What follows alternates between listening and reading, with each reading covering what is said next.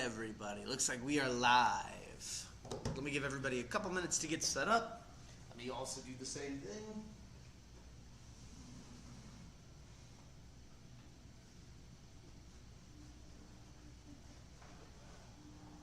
Okay. All right, everybody. Welcome to another camera class. Today is the third Thursday of the month, which means we will be doing our advanced camera class. Let me flip that over. So, for those of you who are new, who haven't done one of my classes before, let me start off by introducing myself. My name is Saxon. I work here at Apt Electronics. I'm in the camera department. I'm one of the managers and buyers for the store as well. I've been teaching this class for about 5 years or so now, or sorry, 4 years, 3 years or so now. Every month we do the same schedule. We do an intro, an intermediate, an advanced, and the beyond the traditional camera class. Today is the third Thursday of that month, which means the advanced camera class. To give you guys a little synopsis of what we've covered the last couple days, let's start at the very beginning. Our intro class covered the very basic, bare bone materials one would want to know when first either buying a camera or when they're first starting with their camera. The intermediate now breaks away from those rudimentary skills. So in the intro class, we mainly talk about things like automatic and, just kind of the bare bones that one might need to know. The idea is not to overwhelm anybody. It's to make sure that people feel comfortable and they get used to their new product. In intermediate cameras, we step away from automatic. I want people to feel empowered as a photographer and get used to more of the manual controls and settings. In today's class, our third class of the month, we're talking about the advanced parts of our camera. So really what we're looking for here is how does one take and frame a really good picture? And then secondary, how do we start to edit our photos? Once we get through the basics and the bare bones of that, I like to move into the final part of this class, which talks a little bit about content creation and how to get started within that. So without further ado, let's jump into it and start talking about everything. So, tips for taking great pictures. We're going to look at 3 styles of photography, 3 of the ones I think that are the most important, or at least the ones that people ask the most about. We're going to look at things like our portrait photography. We're going to look at things like landscape photography, and then architectural photography. Where do we begin with all of this, though, and where do we start talking about all this? It starts with composition. When it comes down to it, composition is the main way that we're focusing and viewing photography. It's our way that we're starting to dissect what we're seeing within the picture, and then it's our way of breaking it down into certain rudimentary shapes and ideas. There are all sorts of different ratios and compositions that are available and useful depending on what it is you're trying to take pictures of. We'll look at a few of them today, but this should kind of give you an idea of just what we're looking at, right? It's not the fact of what is inside the image, it's how we ourselves can fit these shapes into our images. And you can see some of these kind of shapes really do a lot with landscape photography. Rule of thirds, though, will be useful, especially when it comes to portrait photography. But let's start in that portrait photography category. So first and foremost, one of the simplest and easiest tips I have is to fill the frame. What we call the, so let's start on the left side. If we look at the left image, the woman looks beautiful, she's showing off her earrings, her necklace looks nice, but there is all of this excess negative space around her. Negative space is space that is less than what we want. So anything outside of the main frame is negative space. In this case, the window, the molding on the walls, the shadows, the different variation in light, this would be the negative or dead space in our photo. With portrait photography, one of the cleanest and easiest ways to help take care of that is by filling the frame. By simply cropping out or reshooting the shot so that all we have is the subject in the frame, we're We're naturally filling the frame and bringing a little bit more attention to our subject matter.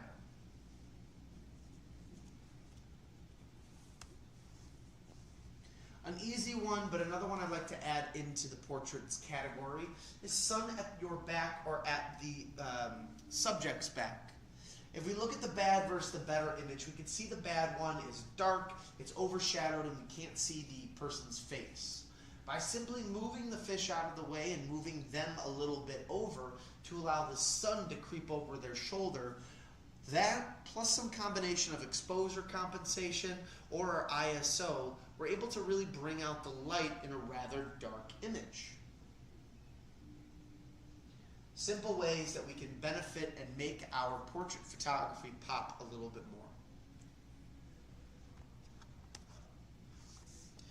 Portraits rely on the way kind of the humans look at how we recognize things, right? If you think about a human, we start at our eyes. That's where the main part of our sight comes. Our eyes are in the top of our body. They're in the head. They're in the upper portion. If we just take the eye or the head portion of the image, the eyes rest at a almost top, but not all the way to the top portion of our head. If our nose is the halfway point of our head, or the bridge of our nose is the halfway point, the eyes then rely in the upper third, and our forehead is in the top third. If, in the image, if we break the image down into being 3 sections, top, middle, bottom, if we can get the eyes in the top third of the image, it is a more visually pleasing image to the viewer and naturally follows this perspective rule, which we're going to call the rule of thirds, which I'll break down in just a moment. If it's too much to get the eyes in the image in the top third, the eyebrows will also do. It's really that bridge that we have right here, where the brow line starts to form and then upwards to where then the bags or then the kind of cups of our eyes are. If we can focus the top third of the image there, or keep that section in the top thirds, again, it naturally creates a more stimulating image. And when all else fails in portrait photography, focusing in on the eyes is always going to be a great option. Most cameras nowadays have eye recognition and tracking software. They do a very good job of keeping the head and the eye in focus and giving you good depth of field on that as well too. That kind of cliche of the eyes or the window to the soul, in photography that speaks very true and it has volume to it. So again, when all else fails in portrait photography, the eyes are always your go-to focus mechanism, and it also should be something that you should be setting on your camera because your camera most likely has some form of eye tracking software.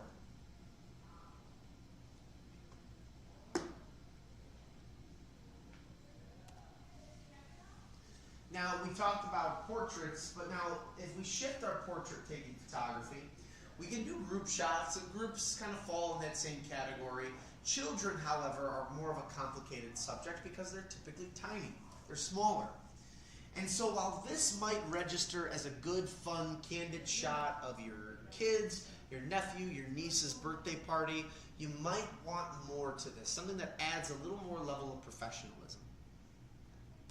By simply dipping yourself down and executing techniques we talked about last week in our intermediate camera class, focusing on things like aperture or ISO, you should be able to blur out the background, make focus on the people that you want, and also get something that looks a little bit more professional. We can still tell these are children based on their proportions, their smile, and on their hand gestures. They look like gangly children. However, what makes this look more professional and more portfolio or website-like is the fact that we took these kids and we put that picture into a little bit more of a professional setting. The boy's eyebrows hit the top third of the image if we were to divide this into our 3 sections. And the little girl's eyebrows and eyes are definitely in the top third of the image. We have a really nice foreground to background separation. If the birthday boy is who's sitting in the front there, then he looks really handsome and looks very nice and clean for the image. Birthday cake not far off to the side. This would be a fun image to present to a family if you were taking pictures at a birthday party, or maybe just a fun image to capture if this was your niece or nephew or whoever you have. Now, I've talked about this enough, but let's really break down the rule of thirds. So, an image is divided into 9 sections, or 9 squares, I should say. There is a top, a middle, and a bottom, and if we divide those rows again, there is a left, middle, and right. The idea is that the main or the most important parts or focus parts of our photo that we want the person who's viewing this to see should land at the intersection points in the red. Now, it doesn't necessarily have to be there, be the only thing that's in that section. Other things could be happening.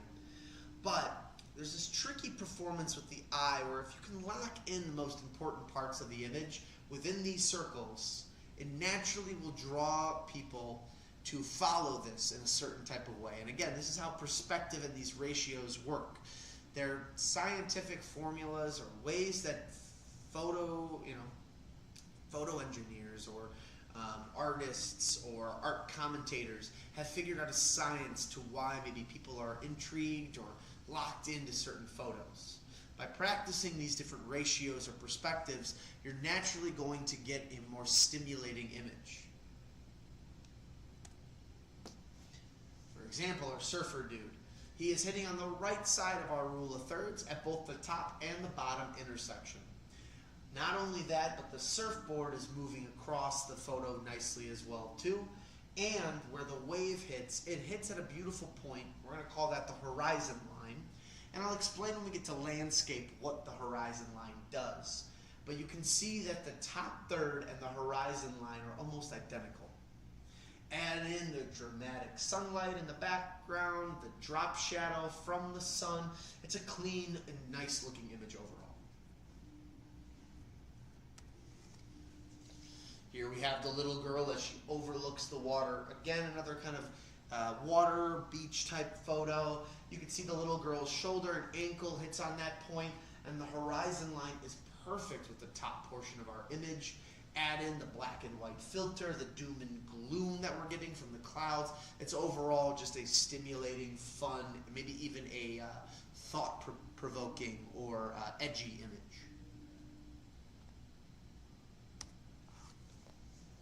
Here we have mom and dad, brother and sister.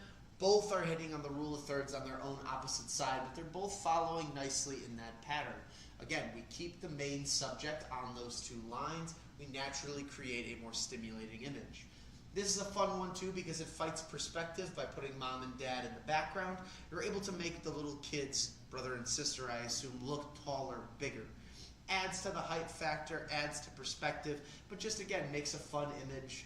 If you're someone who's getting into portrait photography to shoot families or group photo like this could be an excellent idea that you could employ within your shooting. And if you are someone who's interested in shooting with the rule of thirds turned on, there are ways for you to go into your camera settings and to turn those different brackets on.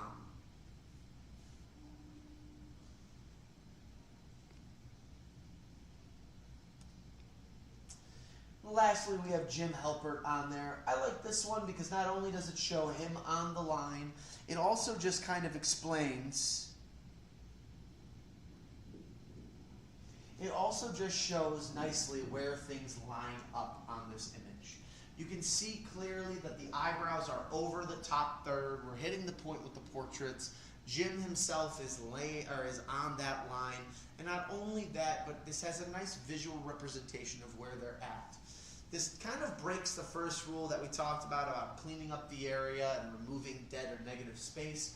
But this paints a picture, if you're familiar with the show, on where certain things lie and where people are in the office. For example, we would know that this is the conference room based on that plant on the left-hand side, and then also based on the shades that are in the right-hand corner. Next thing we're going to do is look at landscape photography.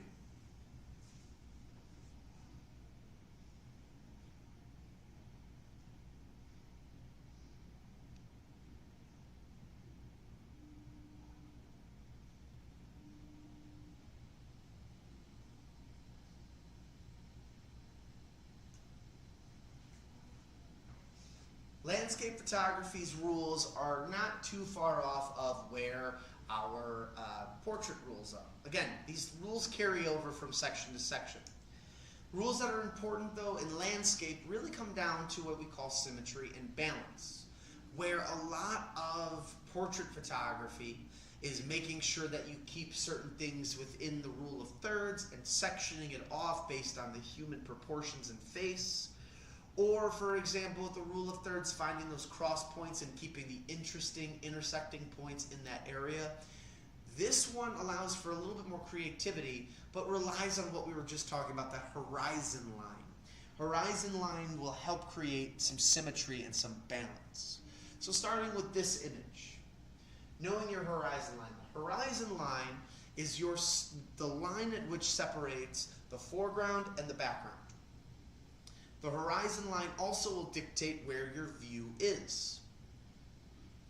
If you're below the horizon line, you'd be looking at the bottom of things. And if you're above the horizon line, you're looking at the top of things. So for example, in this image, we are above the horizon line, therefore we are looking down at the water. The background, though, is our mountain, so we are looking back at that.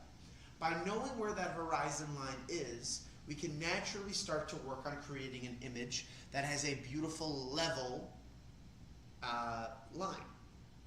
Making sure it's not slanted in one way or the other. And the nice part is that our cameras, for the most part, the modern day cameras, have the technology where they can monitor and make sure that this stays perfectly on that line.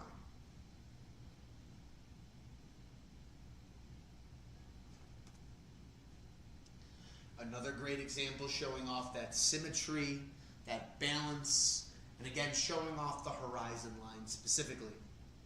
You've got the water with the ice on top of it, the reflection that's coming from the mountain range behind it, but then there's that little globe of snow in the very front there that just shows that this is not the same image inverted on itself, that this is an image that they're taking on a smooth, mirrored water surface.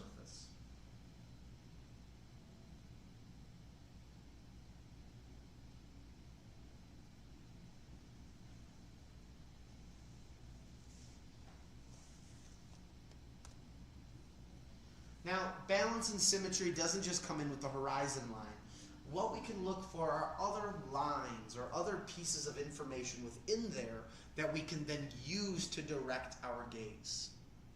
For example, if we look at this one, we can see the clear paths that cut through that then lead us to the tree.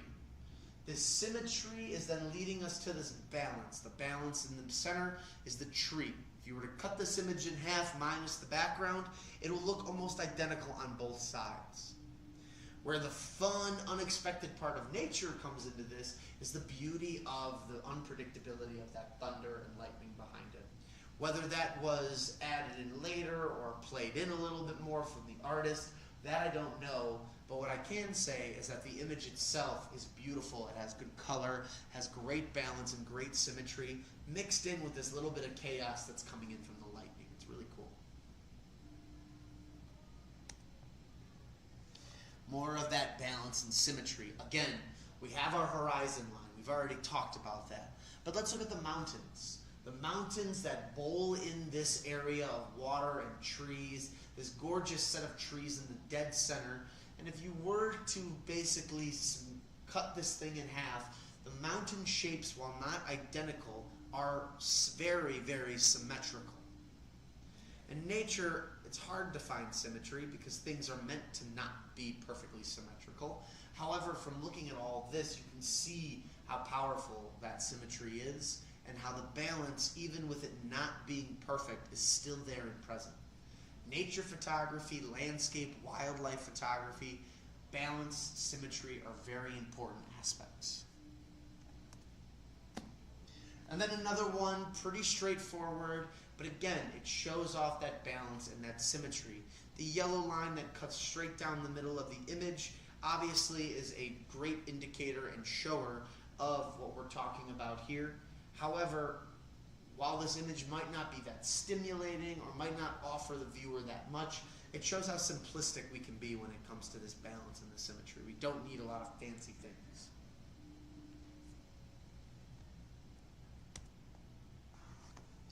Now let's move into architectural photography. It's the third portion of what we've been just talking about. It'll be the last thing we talk about before we edit some photos. Again, what are we looking for in architecture? It is a combination of everything we've just talked about. Architecture and landscape are so similar. The other thing I could think of is if you're taking portraits, and let's say that you're doing prop photography, item photography. A customer of mine does food. Her friends own restaurants and different businesses. She will go through and take pictures of their food for their Uber Eats and their online services that they provide. So I kind of call that prop or item photography. I think portrait photography works in that same realm. Architectural photography and landscape photography mixed together. But there's a couple key things to look at. Let's start with that perspective. One of the biggest things that architectural photography likes to look at is vanishing points. Finding points within the image that look like they continue on forever, and then finding a way to frame those in a way that's visually pleasing. There is no one answer for how this works, but it's a simple thing to do when you can look at lines and start to picture where those lines are drawing themselves to. Artists, when they're young and they're starting classes, learn perspective. We learn 2-point perspective, 1-point perspective, 3, 4, even 6-point perspective on some crazier, more elaborate ways. These two photographers, Schulman and Stoller, show off their work, and then this person who put this together shows off exactly where the perspective is coming in at. It's important that as a photographer you look for these lines, these symmetrical patterns, whether they look, they look like they make sense, or they look like they're a little bit out there, and you find a way to draw those lines together and photograph it in a way that makes it look stimulating. On the flip side of that, though, we don't always need to look for perspective. The beautiful part about architecture is that it is your ability to capture that picture. What story are you trying to tell? If you're not trying to tell a story, what exactly of this are you trying to capture? For me, when I look at architecture, I look for angles. I look for points in sharp areas that might give me a certain sort of light or shadow, and that's where when I look at certain images, and I don't look necessarily for perspective, but I look for ways to establish a balance between negative and positive space. And I like this because it clearly shows that off a little bit more. Instead of breaking the image down into the various colors or the various items that are in there, or again the perspective points that we were looking at, this one just looks at the fundamental elements. Breaks it down into geometric shapes and squares, talks about where light is being shown within this, and then marks it in a way that simplifies. Sometimes when an architectural photography is occurring and you're getting deep into this, it's not always about finding the perspective, getting the right guidelines. Sometimes it is just about framing the image and finding the best positive and negative space to work off of. The beauty of photography, though, is that while all these rules are available to you, and they're rules that people have studied for decades since the first cameras were built, rules are always meant to be broken. These are jumping off points, people. These are meant for you to build upon. I always tell people who are getting started, find the person that you love the most that's doing what you want to do. I'm a comic book artist outside of work. I love drawing comics. I love working on new stories. A lot of the times what I do is I copy the people I love, the people I look up to. The artists that made me want to be who I am is what I look towards. I copy, I mimic, I perfect that. So that way, as I perfect and I learn, I build from my own style. I find what I like the most when doing that. And that's usually where I find my success within this. And to anybody out there looking for it, it really is just about taking ideas, building upon that until you find what works best for you. Now let's get away completely from that portion of it. We've talked about how to frame the image now, the best way to take pictures and to have fun with it. But I think it's really important to talk about things like JPEG and RAW.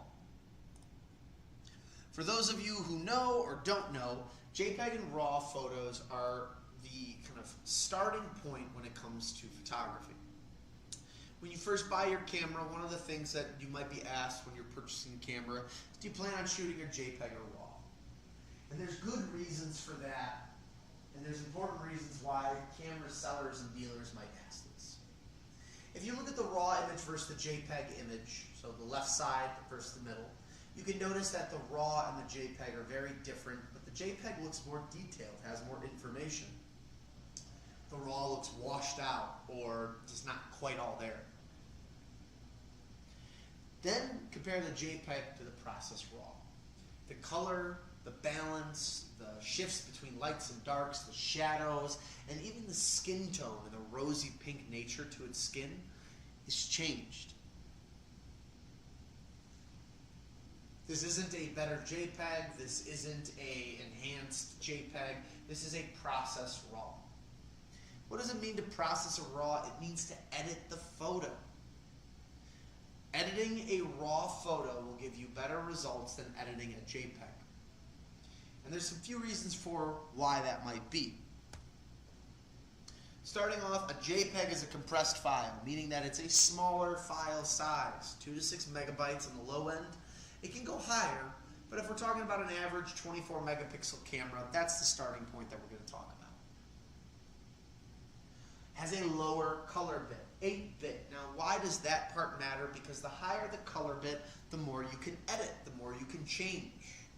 So the fact that we're going to edit a JPEG, we should be able to see that it can be edited on any photo editor.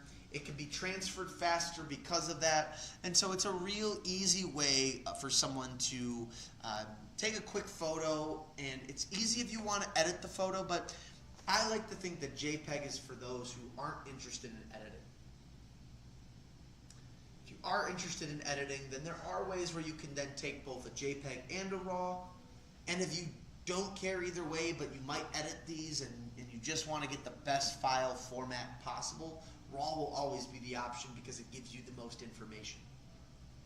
And how is that so? It's because it's an uncompressed file first and foremost, meaning it's a larger file size. If it's a 24 megapixel camera, it's 12 to 16 megabytes, which is double the size of a JPEG.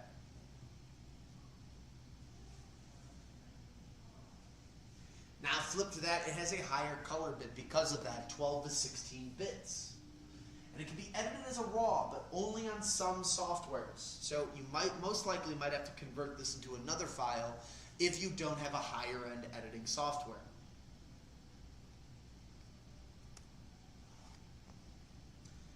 Now that we've talked about that, let's look at the basics of photo editing. Now again, people, when I talk about this, and I will stress this to you now, I don't expect everyone to follow this exactly as I'm telling you. This is how I go through my photos and I edit. This is the process that I learned when I was in high school, and for the last long time, I have been doing it in this way. The one thing I will tell people is that when it comes to photo editing, 80% of the photo comes from what you got out of the camera. 20% of the photo is that final decision making that you make of coloring and editing and changing things to make the photo pop and look better. Remember that when you change one thing, you might have to go back and change something else in order to make it look correct. Editing isn't just a one go at it and you're done. It takes time, it takes passes, it takes the effort to put into it in order to get the results that you're hoping to achieve. Starting with this, these photos to me are a great example for why we're editing. The photos that you see that are before look fantastic still in their own regards. Whether that's the color, the smoothness of the baby's skin, the girl in her prom pic or her